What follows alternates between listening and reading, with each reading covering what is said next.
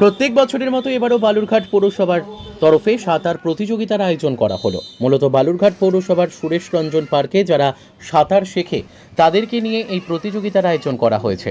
শনিবার সকাল 11:30টার সময় একটি অনুষ্ঠানের মধ্য দিয়ে সাঁতার প্রতিযোগিতার শুভ সূচনা বা উদ্বোধন করেন বালুরঘাট পৌরসভার চেয়ারম্যান অশোক কুমার মিত্র। এবারে 140-এর বেশি প্রতিযোগী এই প্রতিযোগিতায় অংশগ্রহণ করেছে। মোট 24টা বিভাগে প্রতিযোগিতা অনুষ্ঠিত হচ্ছে। এই দিনের অনুষ্ঠানে উপস্থিত ছিলেন বালুরঘাট পৌরসভার এমসিআইসি বিপুল কান্তি ঘোষ, অনুজ সরকার এবং অন্যান্য পুরসভার প্রতিনিধি সহ অন্যান্য বিশিষ্টজন। বিশেষ বলতে দেখুন, বালুরঘাট পৌরসভার যে আমাদের এই যে সুইমিং পুল, এখানে প্রচুর শিক্ষার্থী যারা সাঁতার প্রতিযোগিতায় অংশগ্রহণ করে থাকেন প্রতি বছর।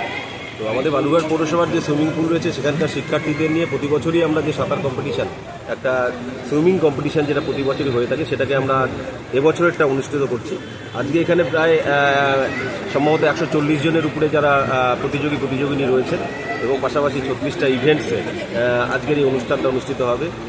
তো প্রত্যেকেরই উৎসাহ উন্মাদনার মধ্য দিয়ে যে সকল শিক্ষার্থী রয়েছেন, আমরা বালুরঘাট পৌরসভার যে সুইমিং পুল যেটা রয়েছে, এটা একটা ঐতিহ্যবাহী, আপনারা জানেন বালুরঘাট পৌরসভার যে সুরেশ রঞ্জন পার্ক সেখানে অবস্থিত।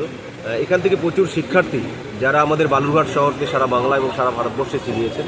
তো আগামী দিনে এখান থেকে আরও প্রচুর প্রতিভা বা মেধা আমাদের শহরকে, আমাদের প্রিয় শহরকে আরও অনেক এগিয়ে নিয়ে যাবে, আমি এই আশা রাখি।